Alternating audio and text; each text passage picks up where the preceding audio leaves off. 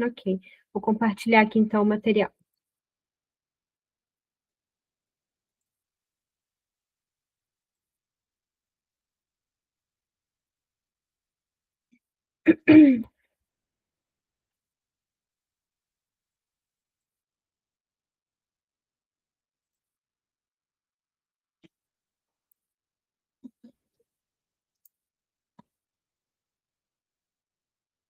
Tá ok? Tô conseguindo visualizar a minha tela?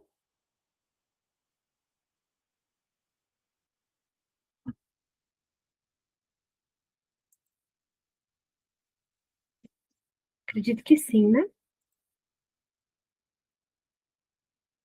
Bom, então, dando sequência à nossa aula da semana passada, né, que a gente já tinha visualizado qual que seria o cronograma, a gente está aqui no curso na disciplina de recursos humanos, né, gestão de recursos humanos, gestão de pessoas, e semana passada a gente visualizou justamente isso, né, qual que é a diferença de gestão de pessoas, de RH, de departamento pessoal, o que que é competência, como que as competências são consideradas dentro da gestão de pessoas, qual a importância delas, e a gente viu um pouco sobre subsistemas de RH.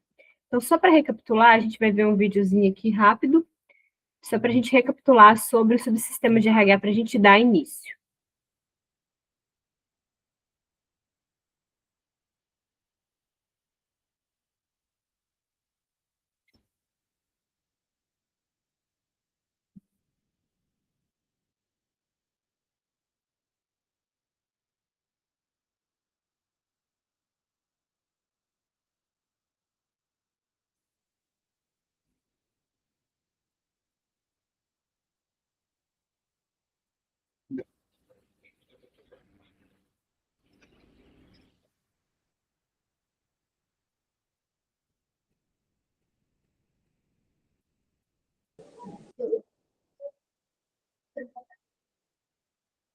Gabriel, é um sai no Oi?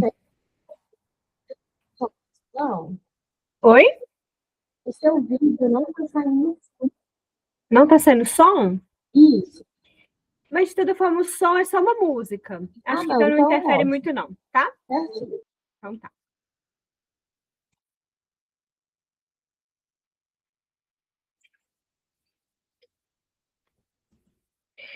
Esse vídeo foi só mesmo para a gente relembrar, né, o que a gente tinha visto anteriormente, que a área de recursos humanos, gestão de pessoas, ela tem ali 5 pontos principais quando a gente fala de como a área de RH é tratada dentro das empresas, né? Então, agora a gente vai entrar um pouquinho mais em cada uma delas e conversar com um pouco mais de profundidade. Então, o primeiro subsistema que a gente vai visualizar aqui é o recrutamento, seleção e contratação. Entender como que funciona essas áreas dentro da gestão de pessoas.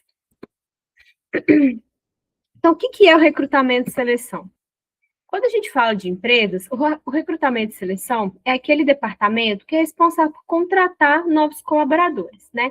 Então, todos nós que já trabalhamos em algum local de carteira assinada ou informalmente, no sentido de colaborador, a gente já passou por aí por algum processo de recrutamento e seleção, que pode ser estruturado, pode ser que era mais simples, mas a gente já teve aí um momento desse dentro das empresas.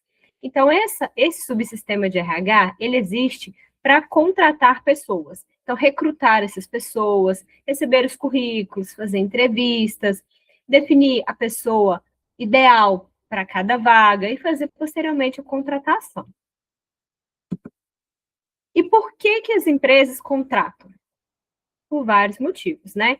Que pode ser aumento de quadro, que seria uma formação de uma nova equipe, uma nova loja ou uma filial, novas atividades dentro de uma mesma empresa, a expansão da empresa, a necessidade de novas habilidades, o aumento da produção, a melhora da qualidade do atendimento.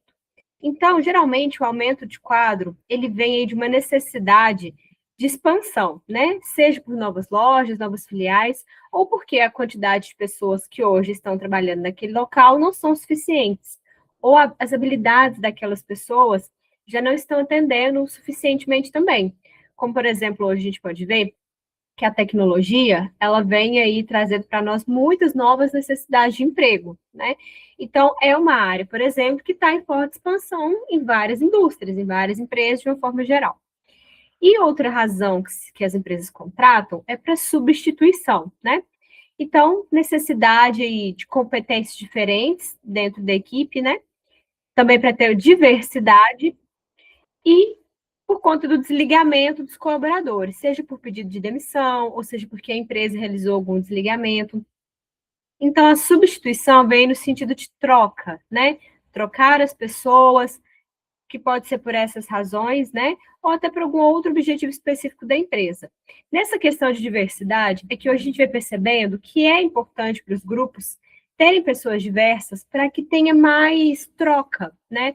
Pessoas muito similares pensam de forma similar e isso não traz criatividade, não traz inovação. Então, grandes empresas como a Google e outras, né, que são mais modernas no sentido de gestão de pessoas, buscam a diversidade dentro das suas equipes. Então, qual que é a diferença entre recrutamento, seleção e contratação? O recrutamento são as atividades que visam divulgar a vaga, atrair os candidatos, recolher os currículos, recolher as inscrições, as candidaturas. É a etapa que apresenta a empresa, né? É a etapa onde inicia o processo de contratar um funcionário. E quais são as atividades, então, que fazem parte do recrutamento para a gente conseguir entender melhor? Bom, o primeiro passo é criar e definir a vaga de emprego. A gente está na empresa, a gente decidiu que a vaga é X, né? E ela vai exercer tais atividades. Por exemplo, um vendedor, né? Vamos seguir uma linha de mais simples de raciocínio. Então, a vaga aqui é de vendedor. O que essa pessoa precisa ter para trabalhar dentro da nossa empresa? Quais são as condições que a gente vai oferecer para ela? E aí faz o anúncio da vaga. Então, alinhar o conteúdo descrito na vaga com o perfil desejado do candidato. Divulgar as vagas, os canais e meios adequados, né? A gente tem sempre que se atentar para o sentido de que a vaga, ela tem que chegar no candidato que você espera. Então, por exemplo, se você busca jovens, você busca um perfil mais dinâmico, mais arrojado, às vezes seguindo no exemplo do vendedor, é uma loja mais desconstruída, né, que é para um público mais jovem. Então, onde você vai fazer divulgação? Tem que ser em locais que esse público vai ter acesso, né? Hoje em dia, por exemplo, seria redes sociais. Não vai adiantar a gente divulgar, por exemplo, no Cine ou na rádio, que talvez são canais que esse tipo de público nem acessa mais. Então, isso é um ponto muito importante. Gerenciar os canais de comunicação com o público interessado na vaga. E receber os currículos e informações dos candidatos. Então, o recrutamento, ele vai até essa etapa de receber os currículos, receber as candidaturas, que pode ser online, pode ser físico, enfim, da forma que a empresa achar que é mais interessante. Existem diferentes tipos de se fazer o recrutamento, né? O recrutamento, ele pode ser externo, quando a empresa ou a loja, estabelecimento, busca por profissionais que estão no mercado de trabalho fora da empresa. E tem o recrutamento interno, no qual a empresa está buscando os próprios talentos, às vezes para mudar de profissão, ou às vezes para assumir uma posição acima, né, um cargo mais alto. Então, grandes empresas têm esse hábito de fazer o recrutamento interno para dar oportunidade para as pessoas que já estão com ela, né? E tem também o recrutamento misto, que é quando a empresa divulga oportunidade interna e externa. Então, para quem já está na empresa e para quem é de fora, visando ali, né, reconhecer os talentos que vão atender melhor aquela oportunidade de vaga. E não existe um melhor tipo de recrutamento. Igual a gente já conversou na aula anterior, quando se trata de pessoas, tudo pode ser muito relativo, né? Depende do segmento da empresa, do que ela está buscando, qual que é a vaga, qual que é o nível de maturidade que os colaboradores dela têm para participar de um processo interno, se os talentos que tem ali já podem suprir essa necessidade, então tudo é relativo, né? Vai depender da empresa. E onde recrutar, que é o que eu já até comecei a adiantar, que é um fato muito importante, né? Então, hoje a gente tem aí vários locais de comunicação com os candidatos. Por exemplo, as plataformas de emprego online, né? Igual a Gupp, a Cato, Trabalha Brasil, Vagas.com, que já são canais específicos para divulgação de vagas. As empresas, elas fazem ali um cadastro, elas pagam um valor para prestação de serviço, né, das plataformas, e elas auxiliam ali nesse processo de recrutamento. As redes sociais, né, igual a gente já comentou, o LinkedIn, que é uma rede social profissional, já é totalmente destinado para a área profissional, mas também as redes sociais, de forma geral, né, também são instrumentos, até porque a gente sabe que tem muitos grupos de emprego nesses outros canais. Tem também TV, o rádio e o jornal, que são meios hoje que já são um pouco mais ultrapassados, vista a modernidade que a gente vivencia hoje, mas dependendo do seu público pode ser interessante. Tem também as instituições e agências de emprego, né, igual o próprio Cine e outras agências locais, que ajudam a divulgar vaga, que ajudam na elaboração do currículo, então também são canais que você pode usar. Eventos de recrutamento e feiras de carreira, né, sempre tem algum local da cidade que está proporcionando esse tipo de evento. Parcerias com universidades e instituições de ensino, principalmente se você está buscando estagiário ou profissionais recém-formados, e programas de indicação, caso na sua empresa você dê oportunidade para um colaborador indicar um profissional que ele conheça. Então, também é uma forma de recrutamento. E como que funciona a seleção? Então, igual a gente comentou, o recrutamento, ele inicia com a necessidade da vaga e ele encerra após o fim das candidaturas. Encerrou as candidaturas, inicia a parte de seleção, que é onde começa a fazer a triagem daquelas pessoas que se candidataram. Então, quais são as atividades que são relacionadas com o processo de seleção? Analisar os currículos e perfis dos profissionais inscritos no processo seletivo, fazer a triagem desses currículos, escolhendo as pessoas que irão para as próximas etapas, aplicar dinâmicas, avaliações, testes, né, para avaliar essas pessoas e diminuir a quantidade de inscritos, agendar e realizar entrevistas com as pessoas que foram selecionadas, o RH e as lideranças envolvidas, né, fazer a escolha da pessoa ideal para aquela vaga, né, tomar uma decisão e oferecer feedback, né, dar o resultado desse processo seletivo. Então, o processo de seleção é ali onde você vai analisar as pessoas, vai escolher, né, vai fazer uma entrevista, vai fazer uma dinâmica, vai fazer um teste, que seja psicológico, que seja técnico, para você tentar identificar qual que é a pessoa ideal para ocupar aquela vaga, tá? E aí, no final de toda essa escolha, né, o RH não deve fazer essa escolha sozinho, o líder tem que estar sempre junto, porque é o líder que vai trabalhar com aquela pessoa.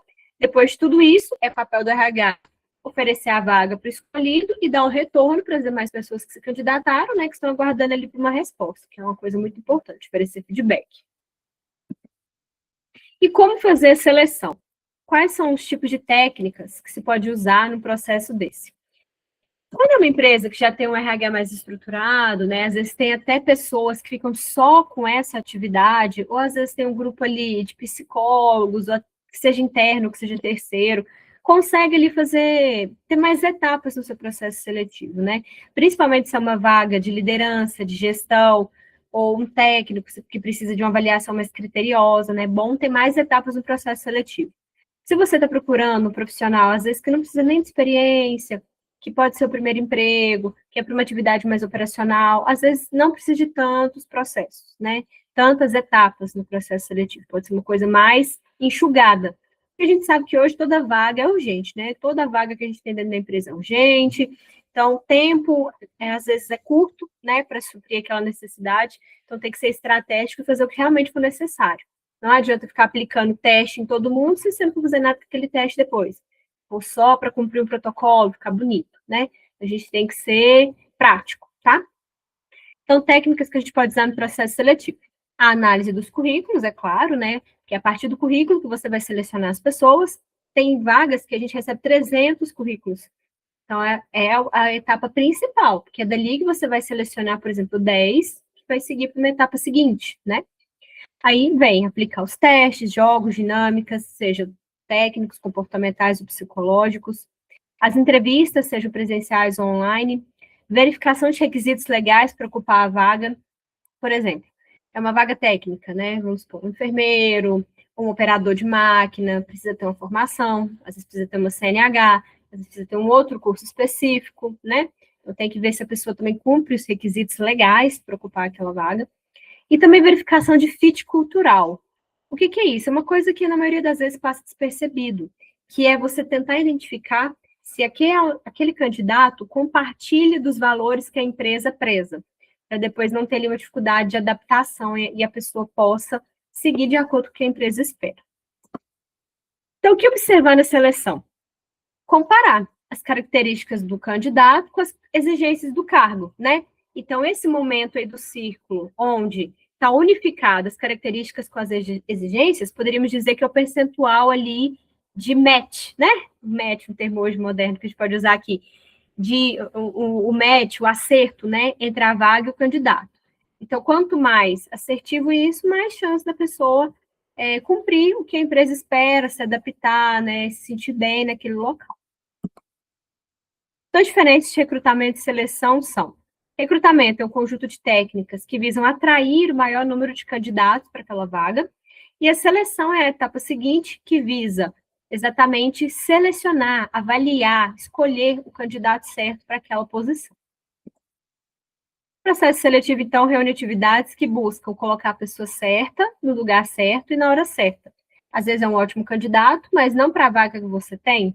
Às vezes é um candidato mediano, mas talvez para aquela oportunidade ele tem potencial para se desenvolver. Então, é buscar a pessoa certa, no lugar certo e na hora certa, para que possa trazer retorno para a empresa e também uma boa oportunidade para aquela pessoa. É importante, igual eu comentei, né, a gente analisar se os valores daquela pessoa condizem com a empresa, porque senão ela não vai se adaptar, ela vai ficar infeliz, ela não vai, se ela for uma pessoa que acredita em coisas muito diferentes, ela não vai seguir o que a empresa espera, ela vai ser insubordinada. E a gente sabe que um processo seletivo que não é feito da forma correta, que às vezes escolhe o candidato errado, ele traz prejuízo. É um desperdício de tempo, de energia daquelas pessoas que estão ali no processo seletivo, perde dinheiro, porque às vezes a pessoa fica só o período de experiência, ou nem isso, né? E todo aquele tempo ali que a pessoa estava em treinamento, estava iniciando o seu tempo na empresa, estava sendo remunerada, teve um curso investido. Então, quanto mais você for assertivo na escolha do candidato, mais retorno traz, principalmente para a empresa, mas também para aquela pessoa que não vai perder ali também o tempo da vida dela no local errado, né? Então, quando é um processo seletivo assertivo, o candidato também tem clareza, e a empresa tem clareza, traz benefício para todas as partes. Trazendo aí resultados a médio e longo prazo, né? Não só uma contratação curta, né? E como a tecnologia auxilia no processo de recrutamento e seleção? De muitas maneiras, inclusive, né? Hoje a IA, a inteligência artificial, está aqui para nos ajudar, né? Então, a gente sabe que, principalmente as plataformas de emprego, igual eu comentei lá no início, elas servem para otimizar muitos processos, né? Então, o candidato, ele entra lá na GUP, por exemplo. Ele monta todo o seu currículo lá já aparecem as vagas que estão cadastradas, ele já cadastra o currículo dele na vaga, já aparecem as etapas do processo seletivo que ele pode participar, já mostra se ele foi aprovado, se ele foi reprovado, em qual etapa ele está. Então, tudo isso a plataforma está otimizando o tempo que uma pessoa faria se não tivesse a plataforma. Senão, ele ia ter que ligar para a pessoa, dar o retorno, avisar todas aquelas pessoas de que momento ela está, ver, selecionar os currículos, porque tudo isso a plataforma faz automático, sabe? Tanto o banco de talentos e a candidatura, a plataforma auxilia, mas também na otimização dos processos, igual eu comentei, e na triagem inteligente. Porque hoje é muito importante a gente fazer um currículo que seja personalizado para a vaga que a gente quer participar, porque é a inteligência artificial que seleciona os currículos nessas plataformas, na maioria delas. Então, por exemplo, eu sou recrutador e eu disponibilizei uma vaga em qualquer plataforma. E essa plataforma tem inteligência artificial. Eu vou colocar lá, cadastrar a vaga, e vou colocar as palavras-chave que eu preciso que o candidato apresente no currículo dele. Vou montar tipo um perfil. A inteligência artificial vai selecionar os currículos que têm aquelas palavras. Então, se eu for um ótimo candidato, mas eu não souber expressar no meu currículo como eu posso ser bom para aquela vaga, eu não vou ser selecionado. Porque, infelizmente, a inteligência artificial ela vai seguir palavras de uma forma fria. Digamos assim, palavras-chave, é uma coisa automatizada, né?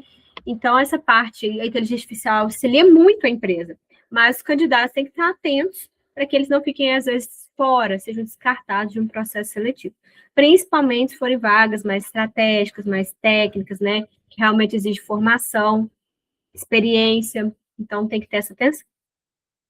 Outro ponto que a tecnologia auxilia é na redução de viés, até isso que eu cheguei a comentar agora. Porque a máquina, ela faz uma coisa fria, não é nada humanizado, né?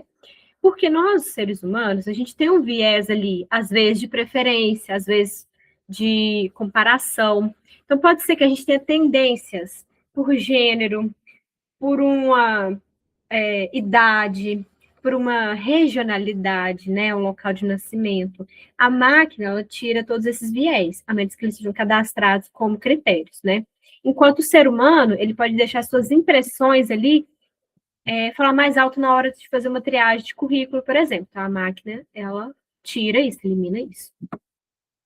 Outras coisas interessantes que a tecnologia pode ajudar. As próprias tecnologias podem oferecer ali, de forma mais prática, testes, né? Você envia o teste ali para o candidato, ele já responde, a própria inteligência artificial já avalia aquilo ali, já te dá um retorno, já te dá um relatório, já compara com outro candidato, então é realmente muito útil. Melhora a experiência do candidato também, porque ele consegue ter retornos mais ágeis, né? Porque a tecnologia, a inteligência artificial, ela consegue fazer várias coisas ao mesmo tempo, de forma muito mais rápida.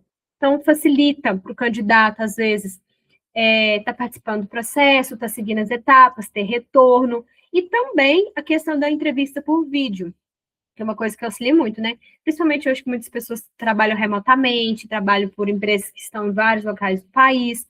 Então, a entrevista por vídeo é uma coisa que também facilita muito. E tomada de decisão baseada em dados. É muito mais difícil para uma pessoa cruzar dados e fazer comparação entre candidatos do que a inteligência artificial. Né? A máquina consegue fazer isso em minutos, segundos, dependendo do número, do volume de dados, né?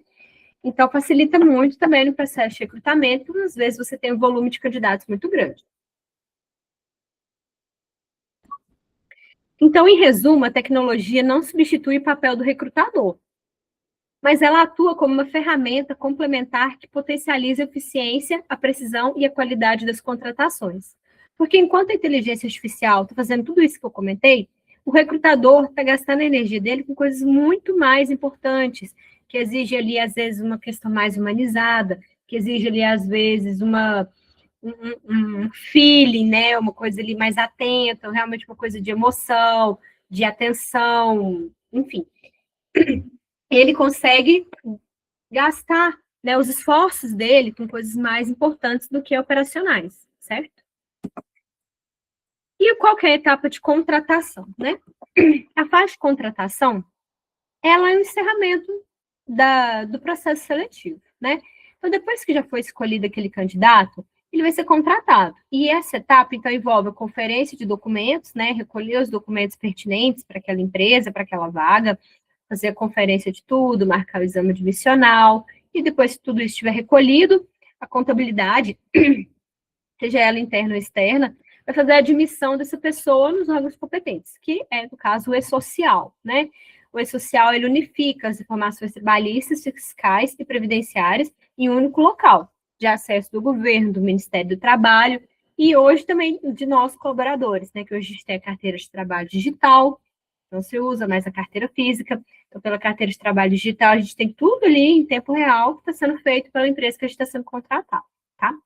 Então, isso é o processo de contratação, né? Fazer a admissão, oficializar aquele registro, né? Emitir a ficha de registro, contrato de trabalho, todos os documentos que são necessários para comprovar a relação de emprego. E o processo de contratação, vou até entrar aqui numa outra esfera, que ele se encerra e dá início à integração, né, que é o momento de receber um novo colaborador na empresa. Eu entendo que a integração, ela inicia na contratação, porque é o momento que você tem que dar atenção para o candidato, você tem que deixar claro, você tem que explicar quais as condições realmente daquela vaga que ele está aceitando, você tem que ser atencioso com a questão dos documentos. A inteligência artificial também auxilia muito nisso, né? Hoje em dia eu vejo que tem sido muito online essa questão. A pessoa recebe uma lista de documentos, ela posta, às vezes até a inteligência artificial já confere, né? Existe já essa possibilidade. E aí, depois de tudo isso pronto, a contabilidade só faz a admissão. Mas, mesmo usando a inteligência artificial, nesse momento, eu acho que é importante ter uma atenção para que não surja dúvidas, não tenha dúvidas, que a pessoa esteja segura, que a pessoa, né, esteja ali confiante do que está sendo feito. Então, por que é importante para o empregado um processo de admissão e integração atencioso, né? Primeiro, acolhimento e redução da ansiedade, para a pessoa se sentir segura, se sentir motivada, se sentir ouvida, acolhida já desde o início. Garante também um correto alinhamento, né? Que a pessoa realmente entendeu os objetivos do negócio, entendeu o papel dela na empresa, entendeu o que ela vai exercer ali naquele local.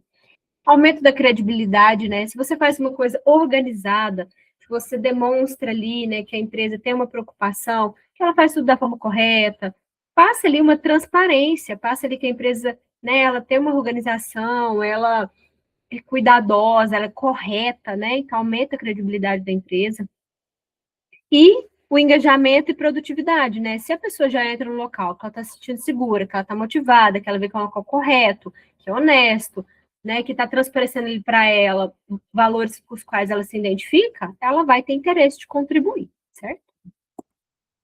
E aí, o recrutamento e seleção é isso que a gente comentou, só fazendo um compilado. Então, é a etapa de definir a vaga, divulgar essa vaga, receber os currículos, fazer triagem, fazer a seleção com testes, com entrevistas, o que quer que seja, recolher documentação, fazer admissão e receber essa pessoa. Então, o que o departamento de RS, né, que a gente fala, de recrutamento e seleção faz dentro da empresa, são essas etapas. A contratação pode ser que, igual eu comentei, seja outro departamento, seja com o departamento pessoal. Inclusive, a gente já comentou qual é o papel do departamento pessoal dentro do RH, né, na aula anterior. Mas, de uma forma aí, um contexto geral, é isso. E aí, a gente parte para um novo subsistema de RH, que é treinamento e desenvolvimento. E aí, o treinamento e desenvolvimento, ele está relacionado com o chá, né? Que é as competências, que é algo que a gente já viu na aula passada, né? Que competência é saber fazer, ter habilidade para fazer e querer fazer, algo que a gente já comentou. E quando a gente fala de treinamento e desenvolvimento, a gente não pode deixar de falar de qualidade, porque hoje existe um órgão chamado ISO, né? O ISO, que é uma organização internacional, no qual ele fala de padronização. E por que existe padronização? Para que tenha qualidade, porque qualidade é muito subjetivo. Cada um pode ter uma ideia diferente da qualidade de alguma coisa. Então, para que exista padrão, para que os mesmos locais ofereçam os mesmos tipos de critérios, né, e tudo mais, existe a ISO. E existem empresas que são certificadas, né, igual tem muito famosa a ISO 9001, né? E existem empresas que, para ter o seu funcionamento, ela precisa dessa certificação. E a ISO, ela fala justamente da parte de treinamento. Tem uma ISO especificamente que é a 10.015, né? Isso, 10.015, que estabelece que um processo de treinamento planejado e sistemático traz melhorias, né, da capacidade competitiva da empresa, bem como alcance dos seus objetivos. Então, aqui está falando assim, de uma forma muito bonita, mas essa ISO, ela traz a obrigatoriedade de treinamento. Então, se você vai ter uma certificação, a sua empresa vai ter essa certificação, você obrigatoriamente vai ter que comprovar treinamento, com evidências, com foto, com lista de presença, com planejamento, com carga horária, com certificado, né? Então, para alguns locais, isso é uma obrigatoriedade, tá? E aí, falando agora o que é treinamento, né? A gente vai ver aqui alguns conceitos, né, de alguns autores. Que treinamento é? Fazer com que as pessoas adquiram novos conhecimentos, novas habilidades, ensiná-las a mudar de atitudes, né? Tem muito a ver com o chá que a gente viu antes. Treinamento. Treinar no sentido mais profundo é ensinar a pensar, a criar e aprender a aprender. Treinar é o ato intencional de fornecer os meios para proporcionar a aprendizagem. Visa ambientar os novos colaboradores, fornecer os mesmos conhecimentos e novos conhecimentos, desenvolver comportamentos necessários para o bom andamento do trabalho e conscientizá-los da real importância de autodesenvolver-se. Então, o treinamento, gente, treinamento e desenvolvimento é você passar conhecimento, né? é você trazer conhecimento, é você trazer a prática para desenvolver habilidades, é você trazer conscientização para comportamentos, tá? E o treinamento, então, é de uma forma bem rica, né? Todos esses pontos aqui que os autores trazem para nós. Então, o que é o desenvolvimento, então? Desenvolvimento é a área voltada para a educação, que é o preparo da pessoa da vida para a vida e pela vida. Desenvolvimento prepara o futuro do colaborador dentro da organização.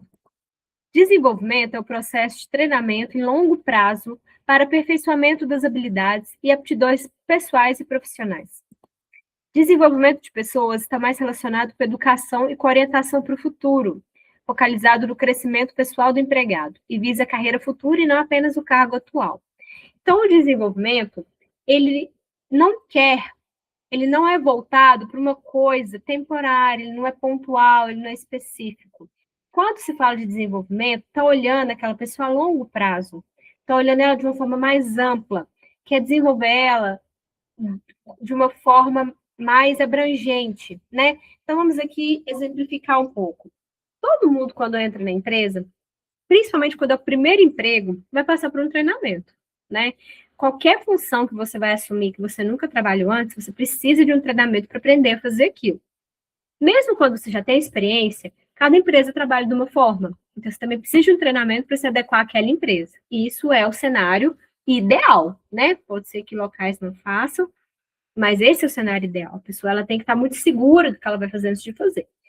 Então, suponhamos que a gente está contratando, vamos seguir na linha de um auxiliar de almoxarifado. Auxiliar de almoxarifado.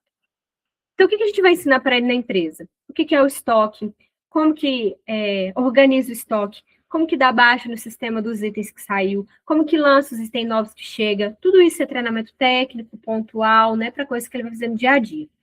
Quando a gente fala que a gente vai fazer a preparação do almoxarife, o líder daquele setor, vai fazer todas essas atividades que o auxiliar faz, mas também ele tem que fazer a gestão de pessoas, ele tem que fazer gestão de custos, ele tem que fazer gestão de escala, gestão de tempo, tem que ter interface com os outros departamentos.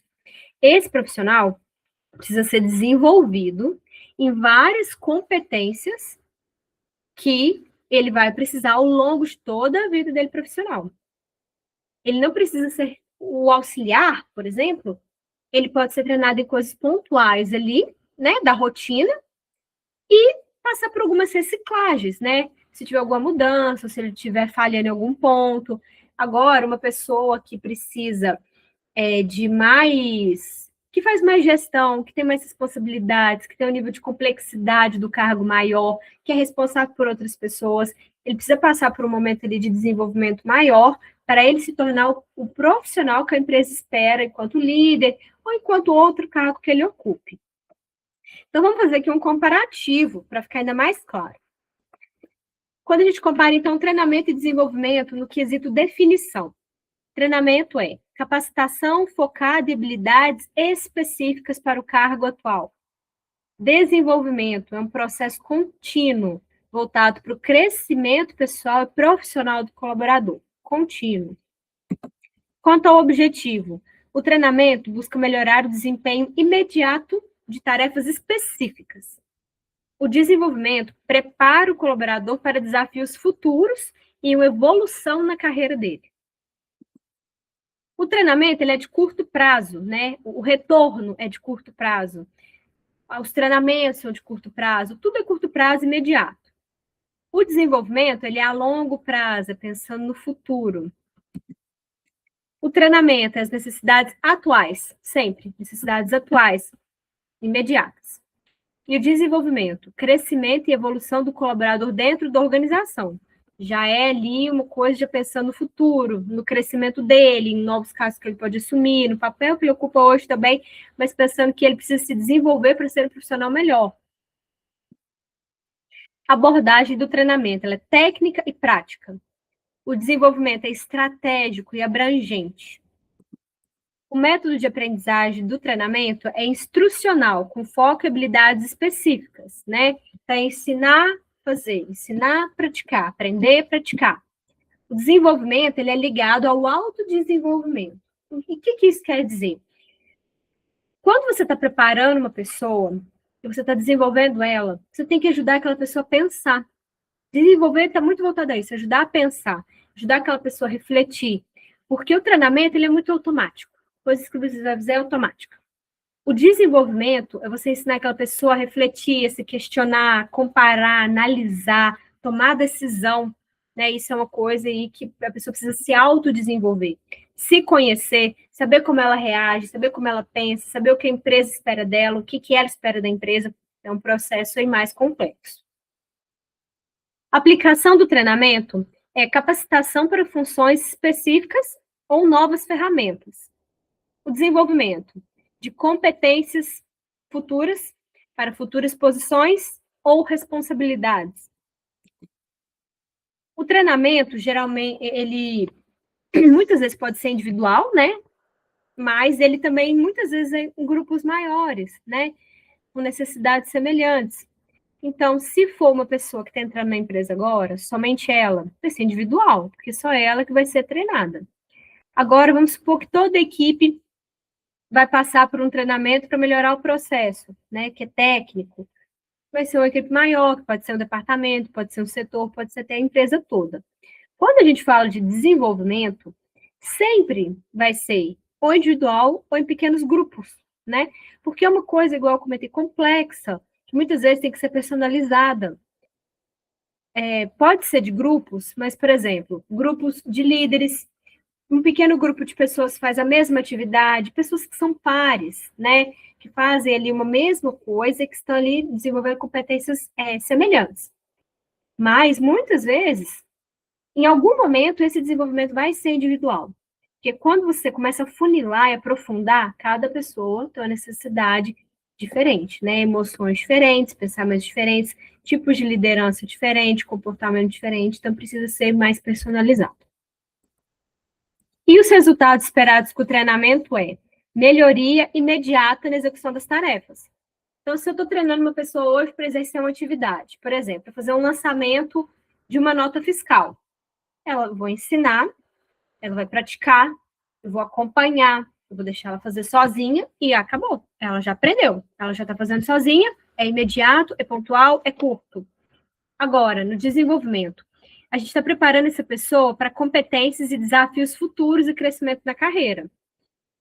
Por exemplo, se a gente está preparando uma pessoa para assumir mais responsabilidades, a gente está prevendo situações, a gente vai colocar ela para refletir sobre futuras situações, para coisas que podem acontecer, a gente vai colocar ela à prova, vai fazer testes, mas nada vai ser sempre, nem tudo vai ser previsto, né? Então, os resultados que se espera com o desenvolvimento é sempre preparar as pessoas, mas não você não vai ter o retorno imediato daquilo, né? Igual no treinamento. Porque a pessoa só vai mostrar o desenvolvimento dela quando as situações acontecerem, quando os desafios vierem, quando ela estiver ali exercendo atividade e ela tiver que tomar uma decisão, né? Então, é ali que ela vai mostrar os resultados daquele processo de desenvolvimento. Então, aí tem mais um slide aí fazendo um comparativo. Treinamento curto, desenvolvimento longo. Treinamento, resultado imediato, presente. Desenvolvimento, pensando nas competências do negócio, uma coisa mais a longo prazo. Treinamento, trabalha competências individuais. Desenvolvimento, ênfase nas necessidades, estratégias do negócio. Você não vai desenvolver uma pessoa, gastar toda essa energia, tempo, profissionais, cursos, às vezes, especializações, práticas, para desenvolver uma pessoa num tema errado, né? Numa competência errada. Tem que ter muita inteligência para fazer a escolha do desenvolvimento certo, para não perder recurso, dinheiro, etc. Treinamento. Objetivo de melhorar as habilidades e competências. Desenvolvimento, aumentar a competitividade do negócio. Por quê? Se você quer preparar o seu profissional para ele ser um profissional melhor, para ele trazer retorno, consequentemente, você vai se tornar uma empresa mais competitiva, porque você tem profissionais melhores, né? Às vezes melhores do que o seu concorrente. Principais benefícios que as pessoas envolvidas e a empresa desfrutam com a boa aplicação de um programa de treinamento e desenvolvimento, que a gente chama de T&D. Então, quais são os benefícios que um bom programa de treinamento traz? Alinhar a estratégia e a execução, né? Então, o que a empresa espera vai ser realmente feito, porque as pessoas sabem fazer aquilo. Aumento da produtividade, né? Se a pessoa sabe fazer com segurança, ela é mais rápida, ela é mais segura, ela é mais eficiente. Oportunidade de crescimento, né? Se a pessoa está aprendendo, ela está se desenvolvendo, ela tem chance de assumir novas responsabilidades.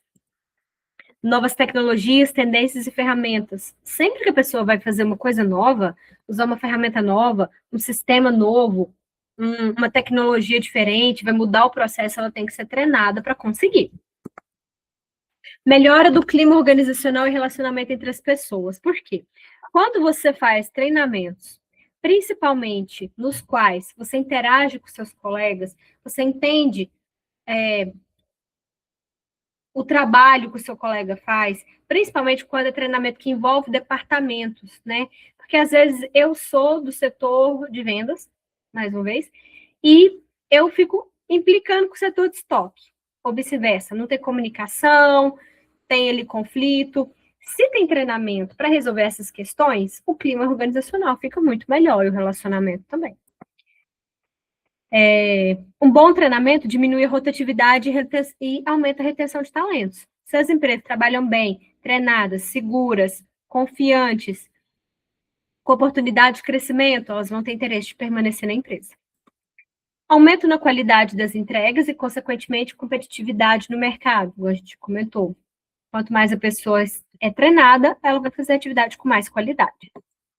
Sentimento de valorização e reconhecimento, né? Que a empresa está investindo nele, né? A empresa está investindo naquela pessoa, então ele se sente valorizado. Noção de futuro e carreira na empresa, né? Então, se você está passando ali por um processo de treinamento, né, de desenvolvimento, você sabe aonde a empresa quer que você chegue, né? Para que aquilo está acontecendo. Mais benefícios, né? Colaboradores que se tornam promotores da empresa. O que é ser promotor? É falar bem, né? Então, se você está numa empresa que faz tudo isso, você vai falar bem dessa empresa. Consequentemente, a marca dela vai ser bem vista na comunidade que você está. Que é isso, fortalecer a marca empregadora da empresa. O plano de carreira ganha mais força, né? Porque se a pessoa está sendo desenvolvida para assumir novos postos, novas oportunidades, é porque o plano de carreira, de crescimento está acontecendo. Não está só no papel, né, na gaveta.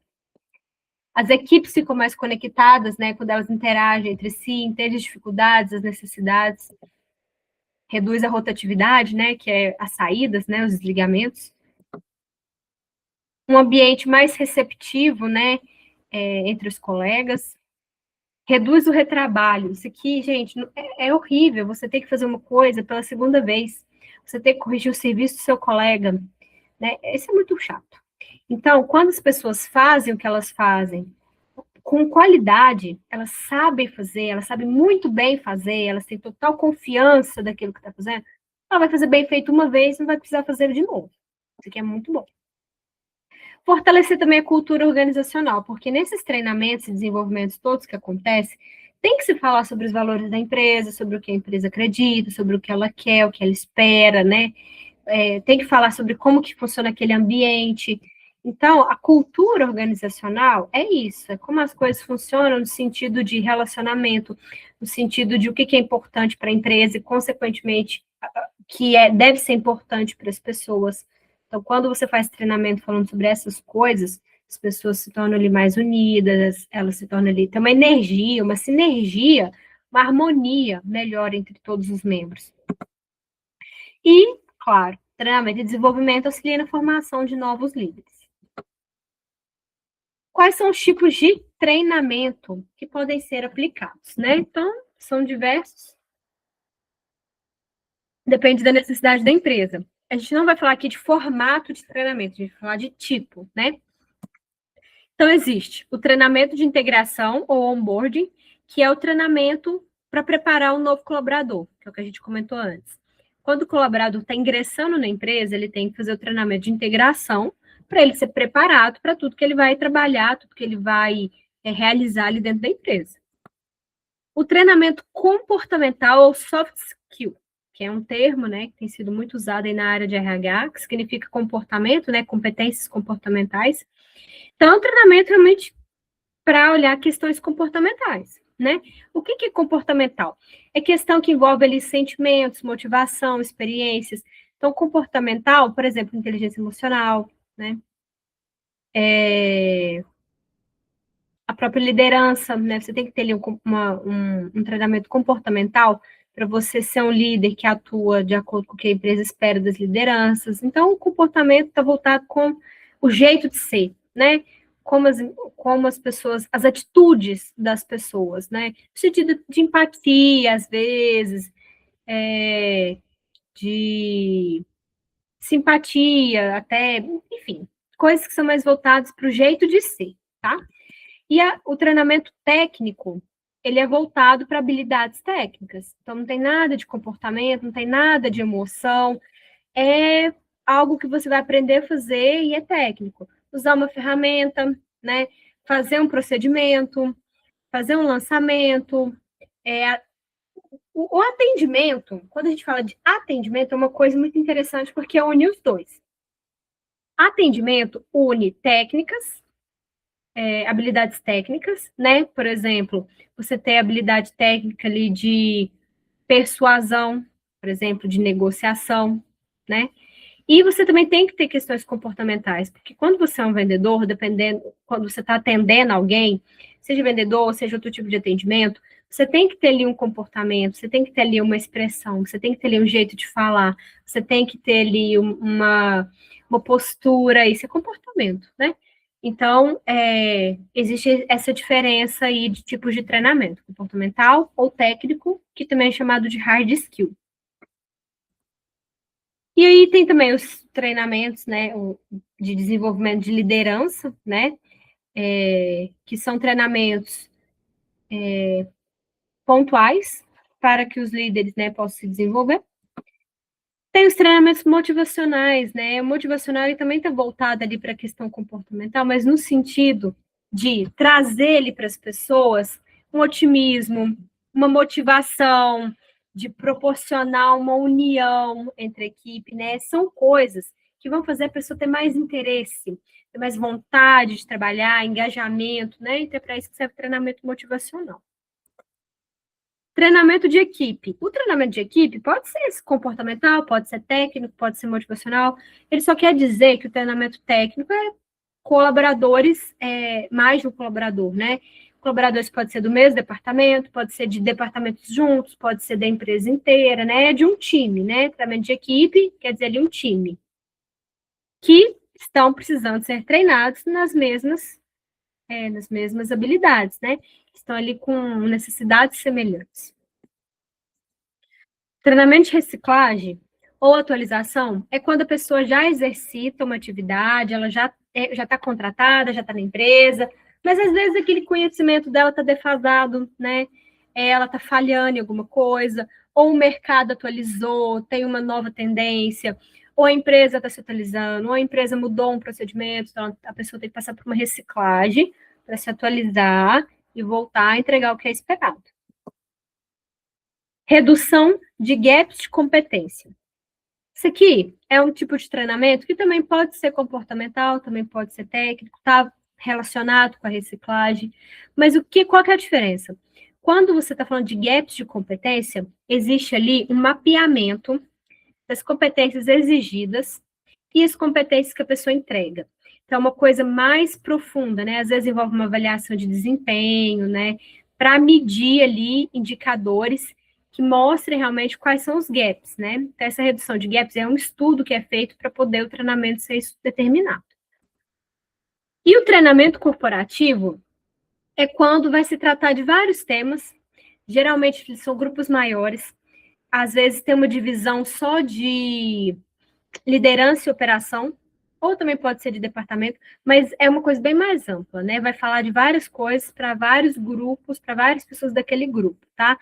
O treinamento corporativo, muitas vezes, ele é contratado por um profissional externo, né? Então, é a semana do treinamento corporativo, vai ver aquela pessoa de fora, que vai falar com várias pessoas, com vários grupos, ou com a empresa inteira, né? É aquela pessoa, vai lá dentro da empresa ministrar, ou tira os colaboradores da empresa e leva para um outro local, isso aí é treinamento corporativo. Sendo corporativo, ele pode ser motivacional, pode ser técnico, pode ser comportamental, pode ser de atualização, tá? Então, só para ficar mais claro. Tipos de desenvolvimento.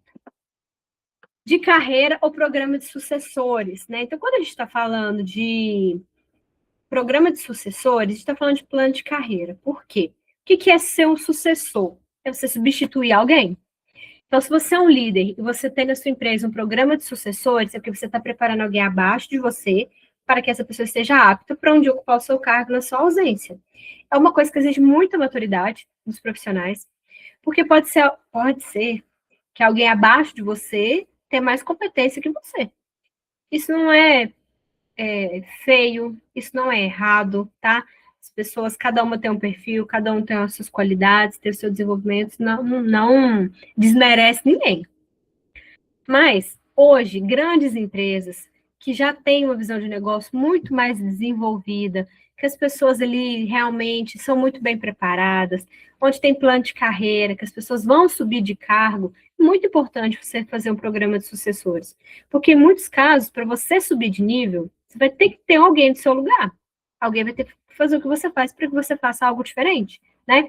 Então, isso aqui para pessoas que sabem conduzir com maturidade é muito interessante. Tanto para quem é o líder que está preparando alguém, tanto para quem está sendo preparado.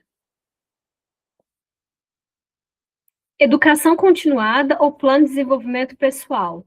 Quando você faz um PDI, é quando você, líder RH, vai desenvolver um plano de ação a longo prazo, com várias etapas do que vai ser feito, do que vai ser trabalhado com o profissional para que ele se desenvolva. Isso é educação continuada, né? Mas tem esse termo, né, que é PDI, então é quando a empresa ela tem um programa para desenvolver as pessoas a longo prazo, com tudo muito bem estudado e elaborado. Um exemplo disso é o programa de trainee, né? Muitas empresas têm programa de trainee. Então, o que é o trainee? Você pegar alguns colaboradores da empresa que podem ou não ser líderes, mas ocupam cargos mais baixos, e ali, às vezes, eles passam um ano fazendo encontros mensais, né? Fazendo treinamentos coletivos, tendo momentos individuais, para preparar essas pessoas para que eles sejam futuros líderes, né? É um pouco diferente do programa de sucessores, porque essas pessoas elas podem ainda não ter um futuro definido, né? Ela pode não ter certeza de que que ela vai ter aquela oportunidade ou que ela vai ocupar o cargo futuro. Mas são pessoas que a empresa identificou que tem potencial e quis investir nelas. E gestão da mudança isso aqui é uma coisa que não é muito comum. Mas o que quer dizer gestão da mudança? É quando a empresa ela está passando por uma fase de mudança, né? Como o próprio nome diz, que pode ser tecnológica, pode ser cultural, pode ser de espaço físico, pode ser uma mudança de procedimento, algo que vai impactar muito as pessoas. Tudo que é mudança, em muita gente vai gerar resistência, né?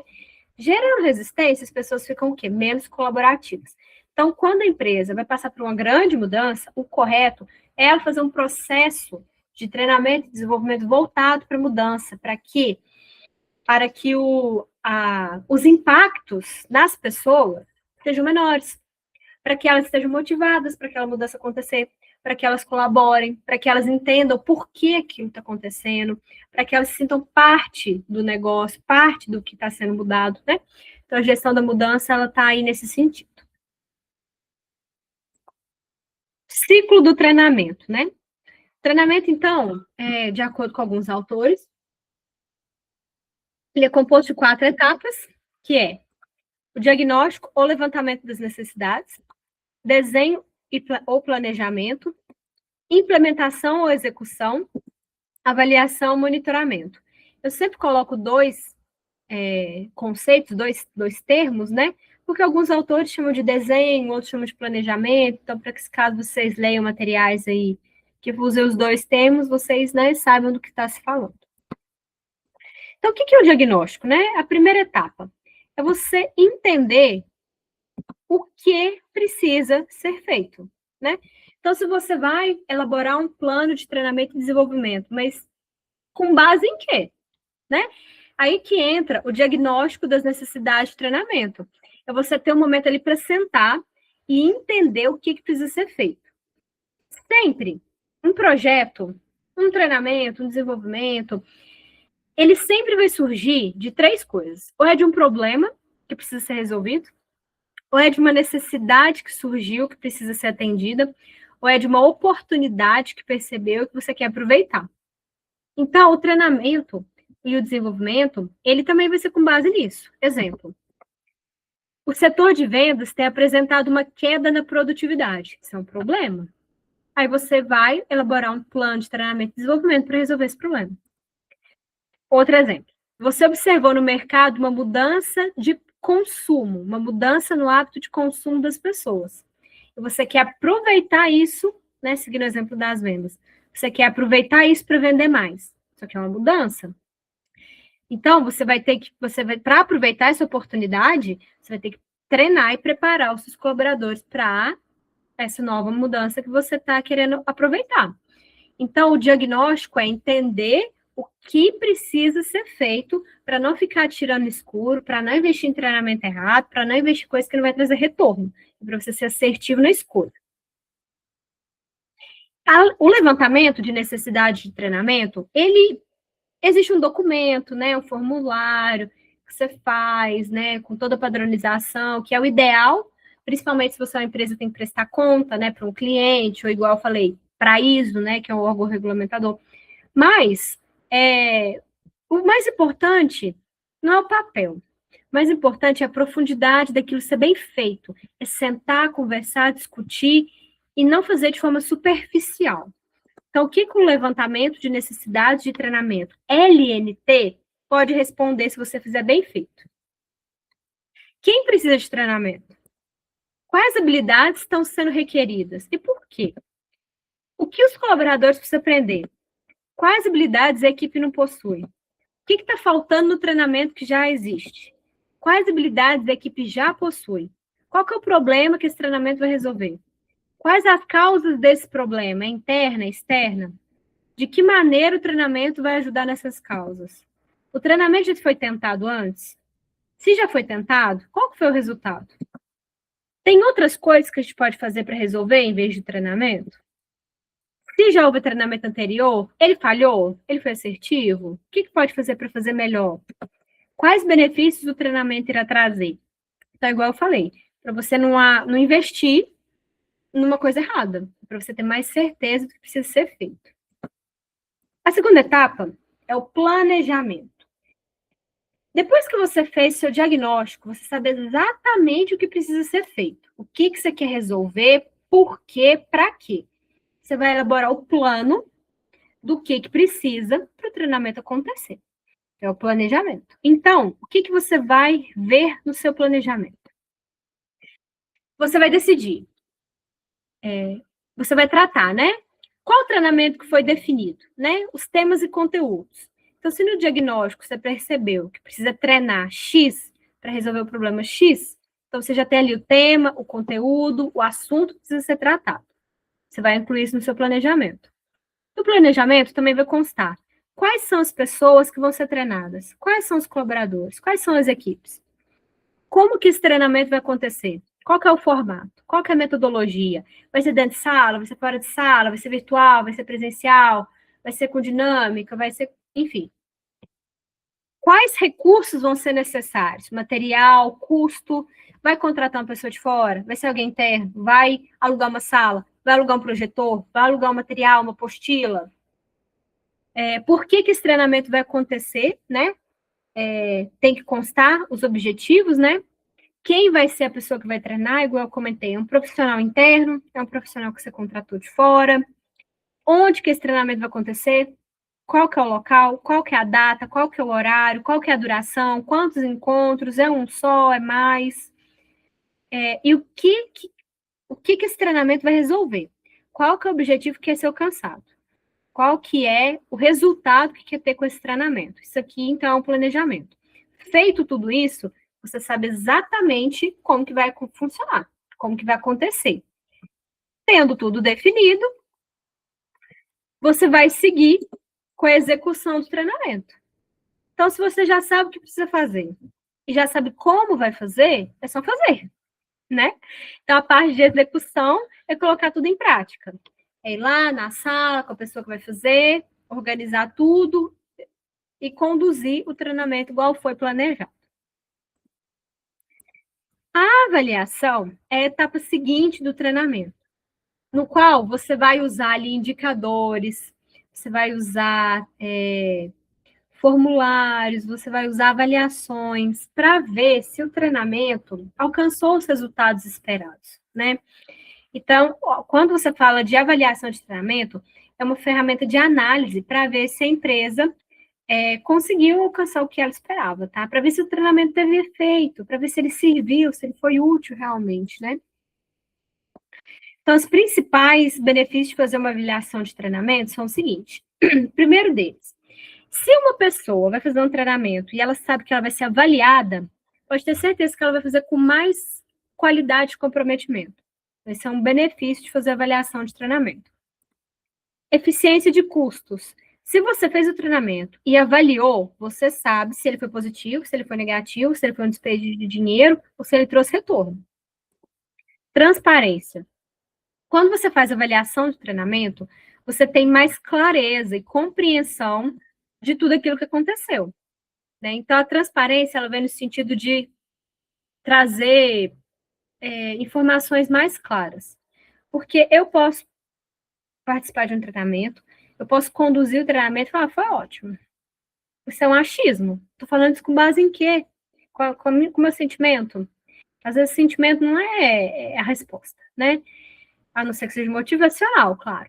Mas se é outros tipos de treinamento, a gente precisa de métricas para ver se aquilo lá realmente teve um bom resultado. E ter um feedback adequado, né?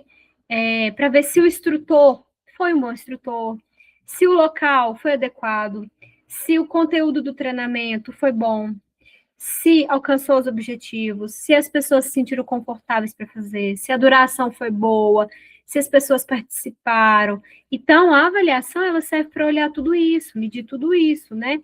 E ver se realmente teve um resultado positivo.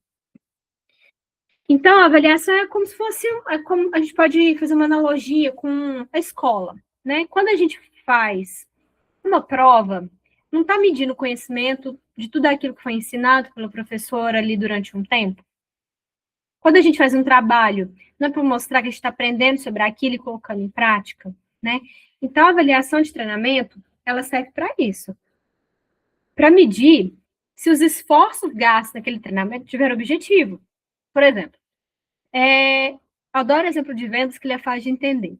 A gente faz um treinamento para melhorar a qualidade do atendimento.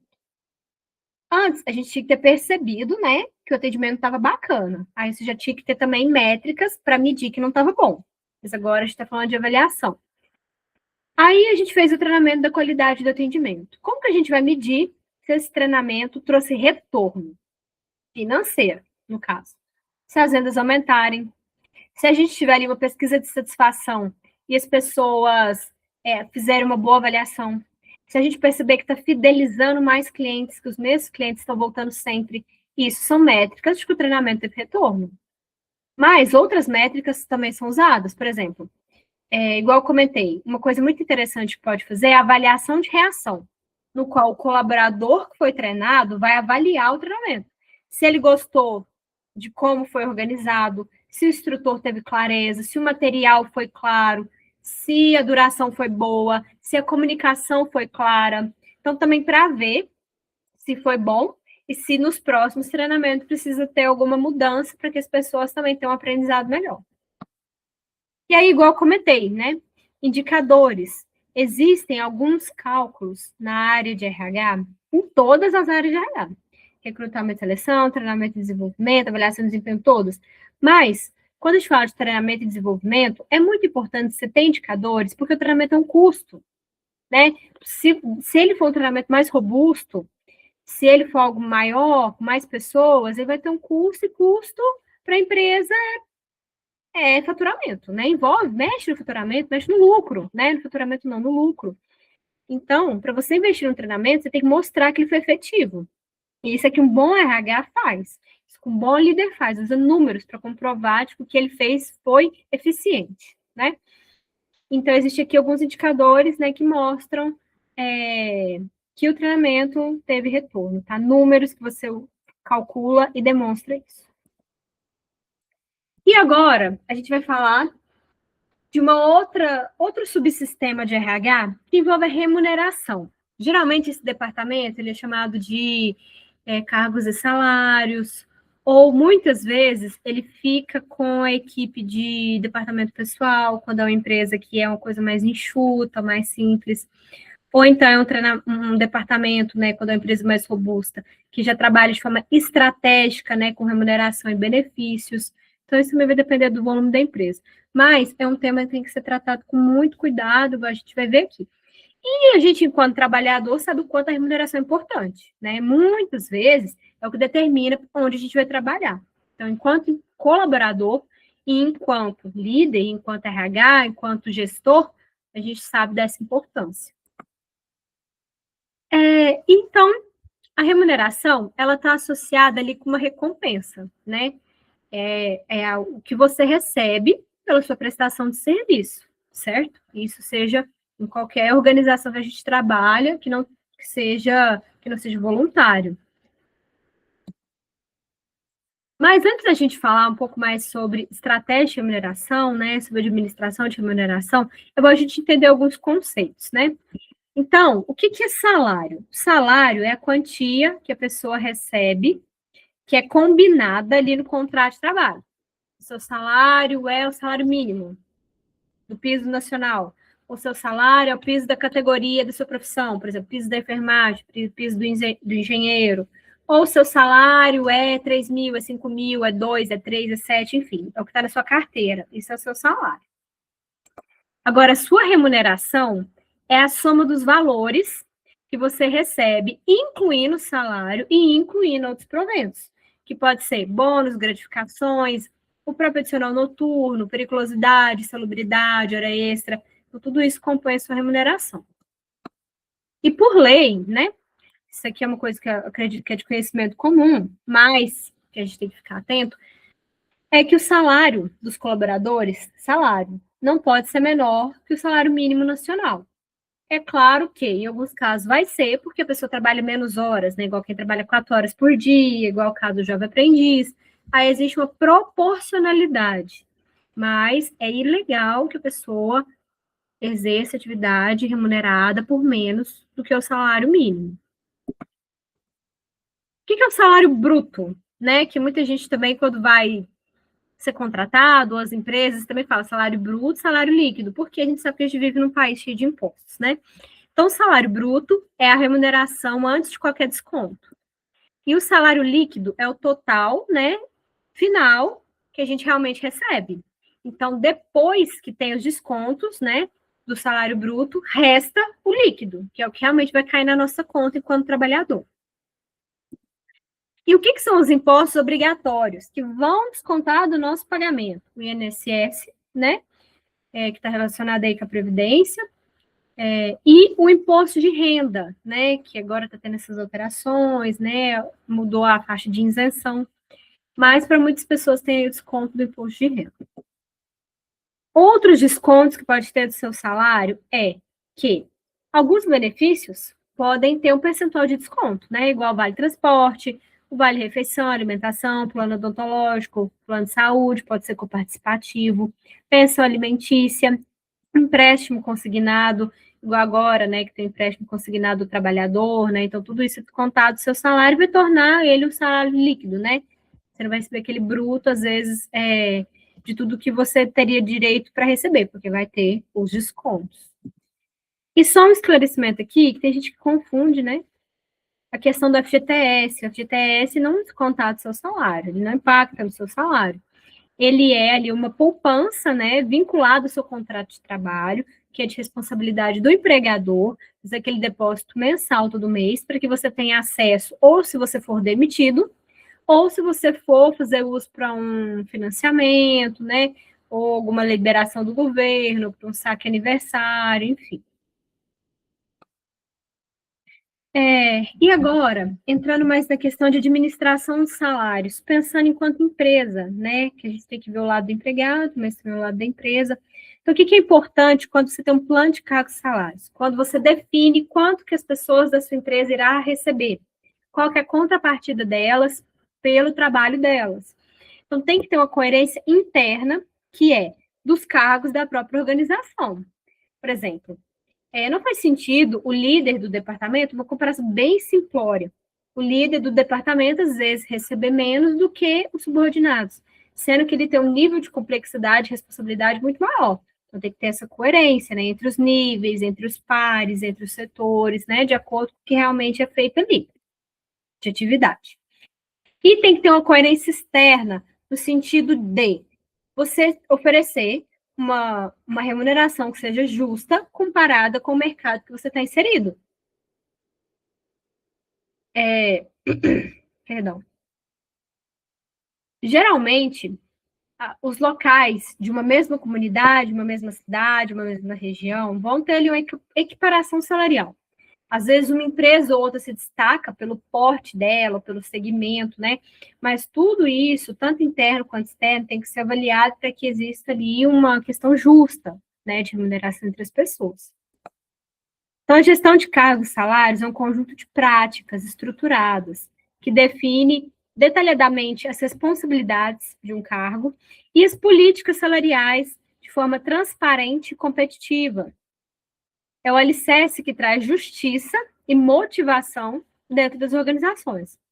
Então, a ideia do plano de cargos e salários, da gestão de cargos e salários, é garantir que todas as pessoas tenham uma remuneração justa e competitiva, considerando fatores como a complexidade das tarefas que ela existe, é muito difícil, é mais fácil, qual é o impacto que tem para o negócio da empresa, qual a responsabilidade ela tem, né, e o desempenho profissional que ela tem também.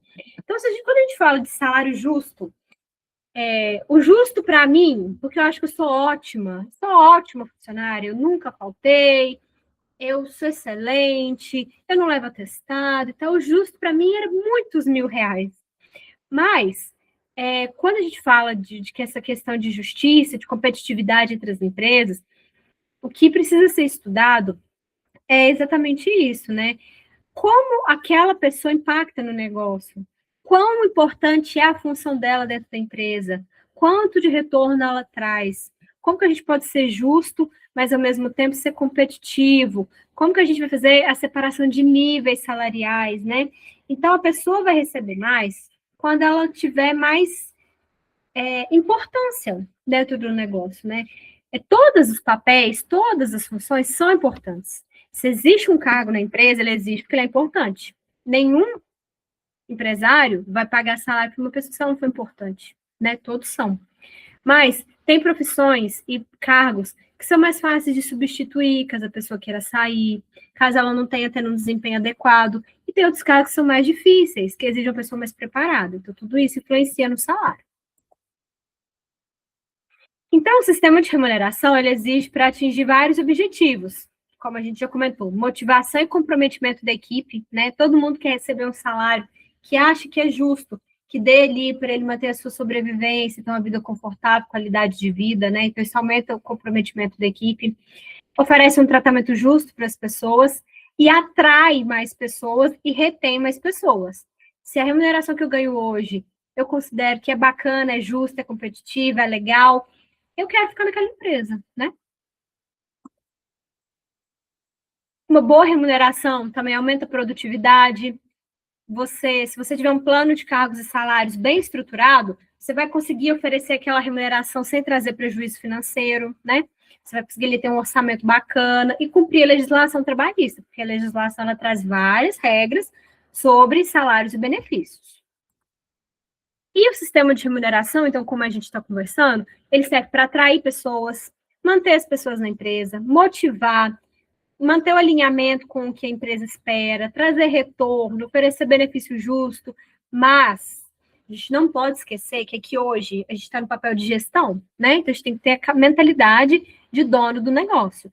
E hoje, folha de pagamento, igual está aqui nesse parágrafo de baixo, é uma das maiores despesas dentro das empresas, né? A folha de pagamento é uma coisa muito onerosa.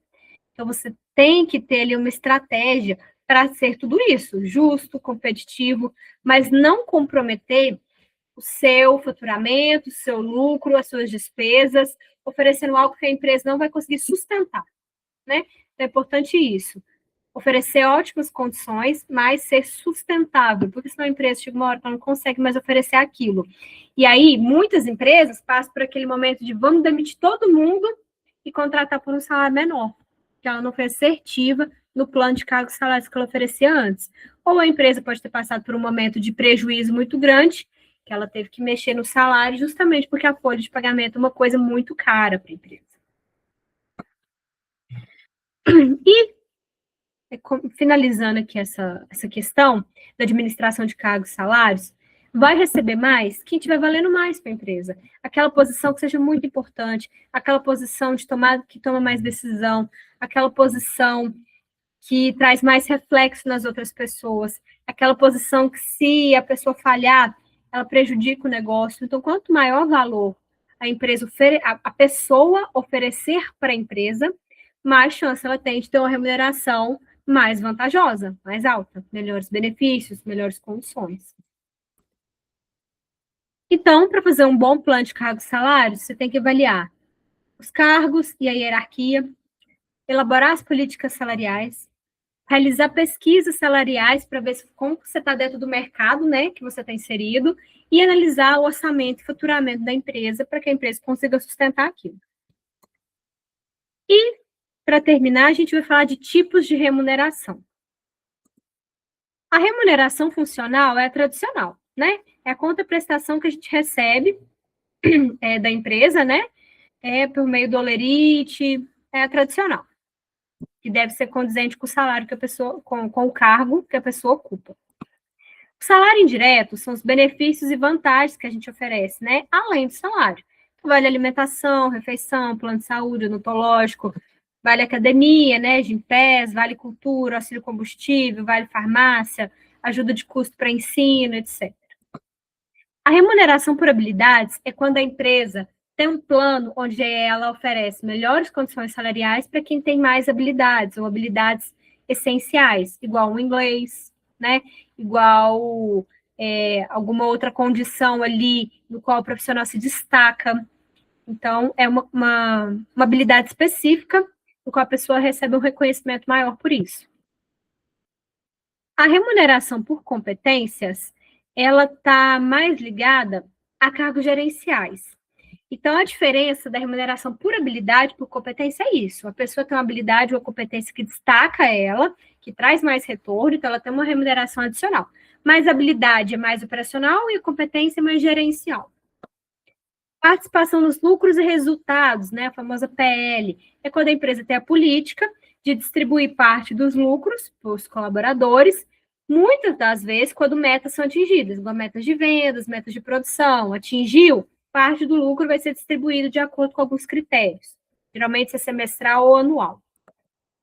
Participação acionária é quando você oferece para o seu colaborador, como contraprestação, né, como remuneração, ações da empresa, isso que é no nível mais gerencial.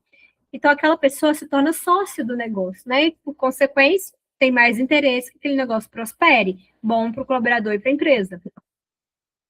Remuneração por resultados também está relacionado com atingir metas, mas não precisa ser necessariamente a participação de lucros. Pode ser um bônus, pode ser uma comissão, pode ser um prêmio que a empresa vai oferecer porque atingiu um resultado. E planos de previdência privada é quando a empresa tem um tipo de programa, um tipo de plano de incentivo no qual a empresa tem ali uma poupança, né, uma ajuda salarial, já para o funcionário fazer uma reserva para o futuro, né? E tem como se a empresa auxiliasse ali numa previdência privada corporativa. Isso aqui é um pouco raro, mas pode acontecer também. Então, de uma forma geral, Quando você faz um plano de cargos e salários bem feito, você se torna competitivo no mercado, você mantém a saúde financeira da empresa, você consegue atrair melhores pessoas, você consegue manter essas pessoas na empresa sem comprometer os lucros que a empresa tem, né? Então tem que ser tudo muito bem estudado e deve ser usado como diferencial competitivo. E a mensagem final, né, para encerrar nossa aula de hoje, é que tanto o recrutamento e seleção, a contratação, o treinamento, o desenvolvimento, o pagamento, a remuneração, tudo isso deve ser realizado, deve ser usado para fazer com que a empresa prospere, para fazer com que ela tenha lucro, para fazer com que ela aumente o faturamento, para fazer com que as pessoas estejam felizes, motivadas, com boas condições, com saúde, com qualidade de vida, para que as pessoas estejam mais seguras, mais motivadas, né? Então, quando você tem um estudo e faz as coisas bem feitas, você consegue ter uma empresa mais saudável em todos os aspectos, comportamentais, técnicos e financeiros, certinho? E só um adicional aqui, eu vi que teve esse estudo da Solids, que é uma organização voltada para a gestão de pessoas, no qual eles fizeram uma pesquisa muito interessante, e lá fala todo o perfil do empregado brasileiro, né? Mais mulheres, mais homens, faixa salarial, quais são as tendências de gestão de pessoas. Para quem quiser aprofundar, né, como que está o cenário brasileiro no ano de 2025, né? Fica aqui ainda esse plus, tá? Alguém tem perguntas? Quer fazer algum comentário antes da gente encerrar?